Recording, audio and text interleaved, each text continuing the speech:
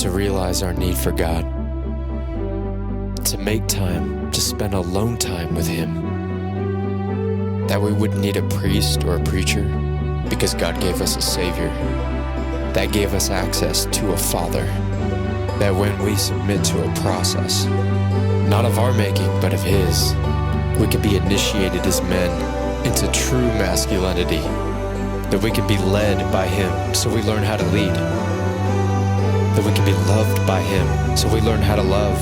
This is Ponds and Beavers.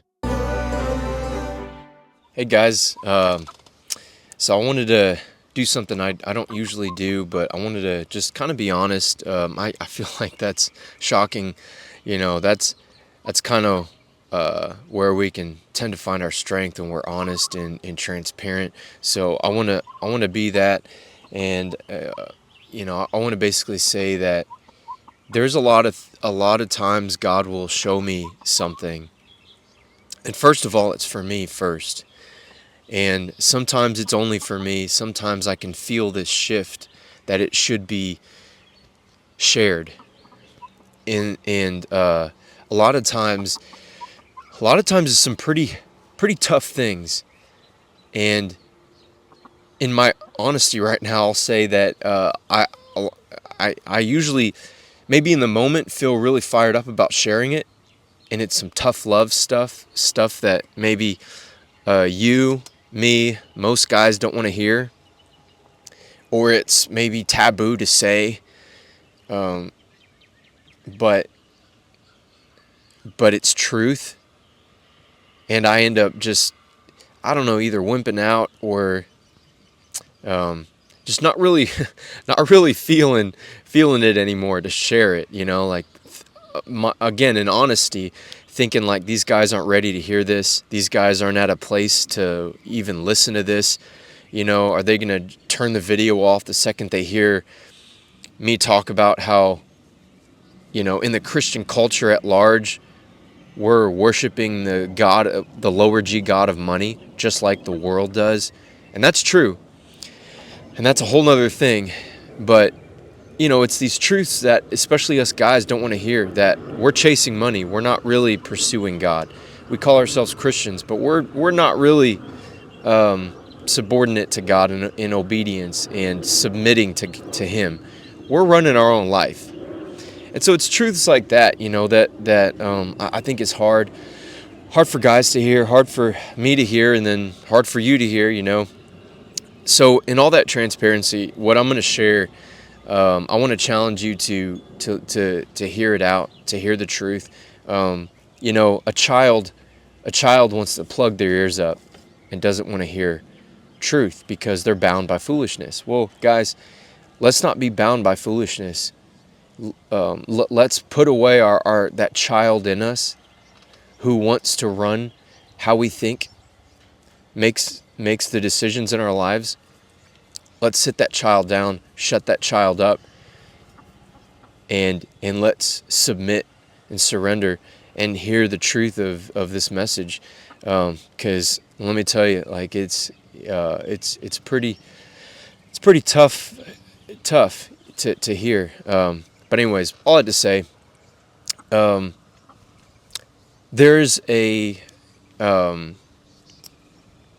I don't know how to say this, but there's a sort of rampant, or I guess a better way to say it is there's a rampaging sort of influx in the masculine culture right now at large, and it's this thing of doing hard things. It's doing hard things, and just by our nature as men, we gravitate towards doing hard things. We gravitate towards what is challenging, and even though we do shy away from challenges and doing hard things, there's a part of us that does the opposite, that doesn't want to shy away, that wants to meet the challenge head on. And so all that to say, there's something in the, call it masculine culture, but, in the culture of men right now, that's all about doing hard things. All the ice bath, sitting in an ice bath and all these crazy workouts and, jujitsu and hunting, going out hunting and getting this big bull elk and all this stuff. It's sort of the masculine culture is dripping with chasing the idea of doing hard things. And even the idea alone is super attractive. I'll admit that. I mean, sign me up. I want to do hard things, But man, something God was showing me when I was spending time with him was that the problem is it's doing hard things on our terms. And the truth is this, they're really not hard things. That's tough. That's hard to accept that. That's true. Think about this. God gave me the example of my kids. They'll sit down and they know the food is prepared. They know the food is ready. Maybe we're doing a few last minute things and they're sitting down in their chairs and maybe they're having to wait just a couple more minutes longer. And you would think they're a POW. I mean, they're just going through the crucible and it's just maybe even a minute or 2 minutes longer than they have to wait. And you see it on their face. Their face is just like, this is doing a hard thing, and me and my wife know better. We know that it's like, you think this is hard. I'm going to make you wait an extra minute to show you what something really hard looks like. It's one of those things where we know that that's not really doing a hard thing. But to our kids, oh man, that's like doing the hardest thing in the world, at least in that moment. And God was showing me that that's us. That's us as men.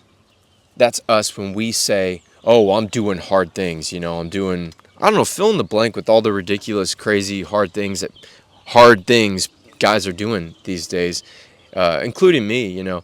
I'll jump on the elliptical, or I'll do some kind of crazy sprint workout and it's dynamic and I'm sweating and I'm breathing hard and I'm doing all these quote unquote hard things. And it's like, God is saying, son, that's not doing hard things. Have you obeyed the last thing I told you to do? Have you done that? Have you done the real hard thing that I asked you to do? I don't know, sometimes my answer is, well, not yet, God. Or, the classic answer for most men, for most of us is, but God, that's our answer. Instead of, yes, sir, I'm going to do it. It's, but God, and then blank, blank, blank. Son, I don't want you working this job anymore. I want you to quit your job. I've got something better for you.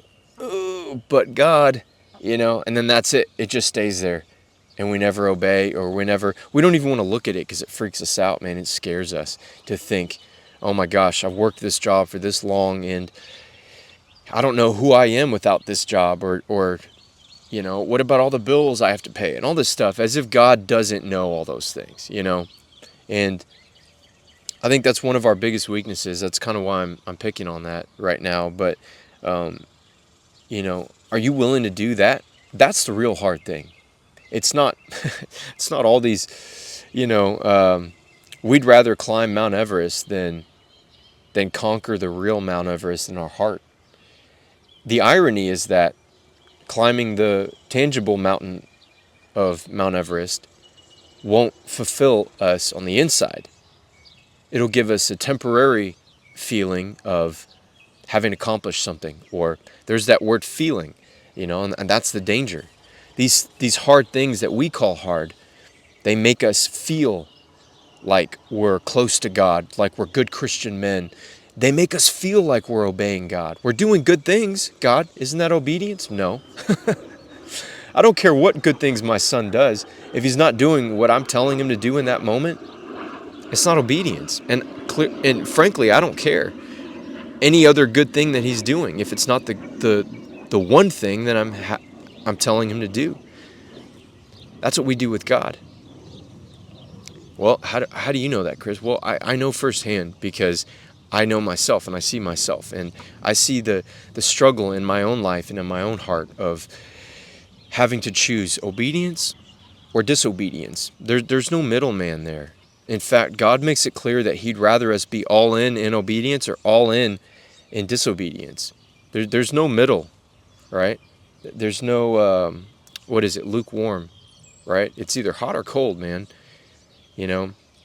I mean, if you think about this, what kind of man do we end up respecting, even if he's in the wrong? We end up respecting, you got to respect a man who chooses one way or the other, who's all in one way or the other. I mean, you may not like him, right? But anyways, all that to say, guys, the point is doing hard things. Doing hard things is not doing hard things if we're leaving God out of whatever that one thing he's telling us to do. I don't even want to say asking. As guys, we don't need to hear ask. Let's be clear about this. He's telling us to do something. It's a command, right? And we either submit, obey, or we don't. And I've seen in myself and other men, it's far too easy to run, to pull a Jonah and run, because in our foolishness, maybe we'll consider that somehow not disobedience if we just altogether run, like in our classic like tendency to passivity. Well, I'm just going to run from it. I'm neither here nor there. I'm not obeying, but I'm also not disobeying. Technically, I'm just going to run and just run away from it all. And it's almost like a computer program you leave up and running. It's just going to sit there. It's going to sit there forever. If I leave my computer up with all the programs and stuff, like it's just going to sit there forever until I close them. And that's how it is with God. He's going to tell us to do something. And the ball's in our court, as they say, right? It's that simple, guys. And what are we choosing? If we really want to do hard things, obey God. That's the hardest thing we'll ever do in this life. And it frees us, guys. It frees us. You want freedom? I look around and I don't see free men. The ability to do whatever you want is not freedom. Freedom is freedom from being bound by something, from being enslaved by something. I look around and in times and days of my life, I'm bound by something. I look around and I see men bound by something. That's not freedom. Now, we can fool ourselves all day long to say, oh, well, I'm free, or God's made me free. It's like, well, if you're not obeying God, then you haven't tasted that freedom. You don't get to say you're free, and that makes you free. Look at the world. That's the danger of the path, the wide path of this world. The narrow path says you're either free or you're not. You're either obeying God or you're not. And the only way to get to freedom, guys, is obedience. Obedience is the key to freedom. I want to share this story of yesterday I was helping my son learn a little bit how to swim, and he's only 4, but I'm teaching him already kind of how to float, how to swim, how to move his arms, move his legs, kind of introducing all of just swimming to him, and he was having to work through some really hard moments where he would break down, he would cry. In some moments, sometimes he would panic, go into just all of a sudden just start panicking and kind of screaming and crying. And of course, I would tell him, hey, son, just do what I'm asking. Just do what I'm telling, not asking. Do what I'm telling you to do. Son, just do what I'm telling you to do. Son, just do what I'm telling you to do. Stop crying. Crying isn't helping. Just trust daddy. Trust daddy. Just focus. And I'm telling you, I saw it on his face. All of a sudden, the second he chose obedience, because he would be crying and panicking and fear would be consuming him until he chose obedience. And it was literally a shift, a night and day shift. And all of a sudden, he was free. And he started focusing on what I was telling him to do. Moving his hands, moving his legs. He'd start maybe falling the wrong way and his face would get close to the water and he'd start kind of panicking and, son, you're not doing what I told you to do. You're not doing what I told you to do. Trust daddy. Focus. Do what I told you to do. And the second he would shift and obey, all of a sudden all that fear left, everything else left, and he was free. Guys, I would hold him and let him take a break, and I would just hold him and I'd say, good job, buddy, good job. And eventually it got to the point where he would push me away. He would say, no, Daddy, I want to swim now. And I'd be like, okay, And it was kind of this proud moment where all of a sudden I realized, like, he was wanting to revel in his freedom. He was wanting to live out that freedom now. That's the cool thing about freedom, guys. Freedom leads to really living. After it was all said and done, me and him were sitting on the side of the pool, and he had his hand on my leg, and you would have thought he conquered the world. And he was like, oh, thanks, Daddy, And I was like, son, I'm so proud of you. And look at the reward of that. I told him, look at the reward of that, son. You got to really live. You weren't bound by fear. You weren't staying in a safe part of the pool now. I mean, he was going all over. He was going to the deep end. He was coming back. And, of course, I was right there just in case. But he was free, guys. He was free. But you know what my son had to do? He had to do a hard thing. He had to do hard things. That's hard things. It's not doing whatever feels good or whatever's comfortable. No, it's doing the thing that you don't want to do. That's the hard thing. And I'm not talking about, well, I ran sprints, or, I did a cold plunge, or I did this, and, I went to jujitsu 4 times this week instead of 2, and, blah, blah, blah, blah, blah. Guys, that doesn't impress God. That doesn't impress me. And I hope it doesn't impress you. Those aren't hard things. Fill in the blank. Oh, I did overtime at work, or I did this, or, Guys, we'll make excuses till we're blue in the face, and we're professionals at it. Here's the truth. Those things are laughably and childishly not hard things. You want to do a hard thing, find out what God wants you to let go of, what he wants you to give up in your life, what he wants you to stop pursuing, so that you're available to pursue something better, something that's not compromising your heart and your integrity, and actually being a believer and a Christian. You want to call yourself a child of God? Follow God. Stop listening to your feelings and emotions and your own belief systems. Let all of that go and lay it at the feet of Jesus and say, I'm ready. I'm ready to be subordinate to you and you alone. I'm ready to forsake myself, my desires, what I want, what I think I need, what I believe is a hard thing. No. Lay it all down, guys, at the table. And say one simple thing and say, God, it's all yours. It's all yours, every single thing. Whether it's intangible, tangible, all the plans I have for this year or this month or next week, I give it to you. I give you permission to come in and invade, to be invasive. I give you permission to interrupt my day, all my little childish plans and my childish ways of thinking and all this stuff, all the information that I live by, that I worship. Eating healthy and all this stuff. Guys, lay it all down. I don't care what it is. It's not good enough to be God. It's not good enough to be God. Nothing replaces God. I don't care what it is. And all he wants is the willingness. Doesn't mean we actually have to let go and give up all those things. Sometimes he'll have us do that. I'll say that from personal experience. And it's hard. And it's truly doing hard things. But sometimes he lets us keep some of those things that we don't really want to let go of. But all he wants is that willingness. All he wants is us being willing to let go of that thing. And then he's like, all right, son, I'll let you keep that thing. You're not worshiping it. You're not setting it above me. I'll let you keep that thing. I'll let you keep whatever that thing is.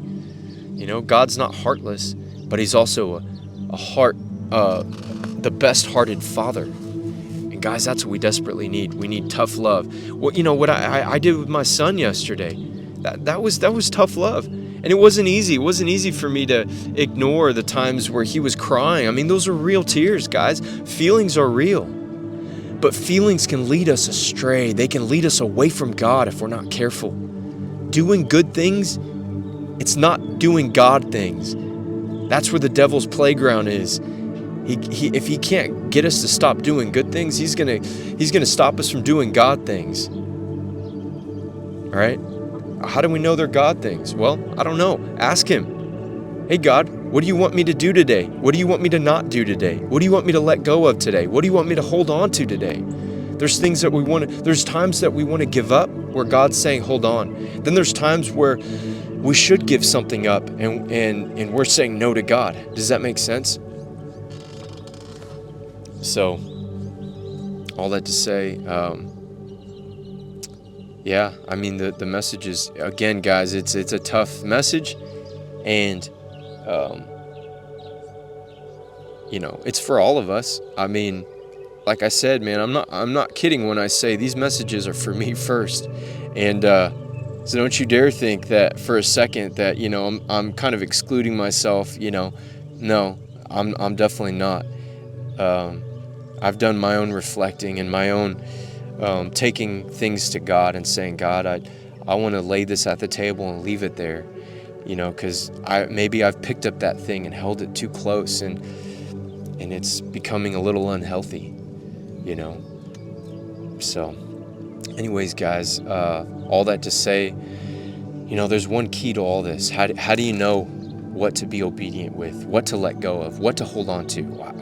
You got to ask God. You got to have those conversations with God, and the best way to do that is to get away, make time. It doesn't just happen, guys, to make time and get away and get alone with God. And so that will always be the foundation of all of these things, whether it's obedience or knowing or hearing God's voice or knowing what he's telling you. How do you know it's God? All those things, they're all answered not in books. You can't read about this, guys. You got to do it. You got to experience it. You got to fail, maybe. Well, I thought that was God and it wasn't. Well, how do you know? Just keep walking it out. Keep making time to get away and get alone with God. Eventually, you spend enough time with God, you're going to know his voice above any other voice, including your own or those around you, or the loud voices of the world, the ideals and principles and all these, all the world's voices. You're going to recognize his voice, guys. Give God a chance. Make time to get away and get alone with him. So, anyways, all that to say, it's tempting to say, do hard things, guys. No, just obey God. Trust me, the hard things will be there, and they're going to be harder than any of those other quote-unquote hard things that that we're usually willing to do. It's the things that we're not willing to do that we do. Those are real hard things. And I'm talking about the things that God puts in front of us to either do or not do. You want to do hard things, real hard things, obey God. So anyways, guys, thanks for hanging in there, and thanks for your time. Make time to get away and get along with God. All right, until next time, we'll see y'all.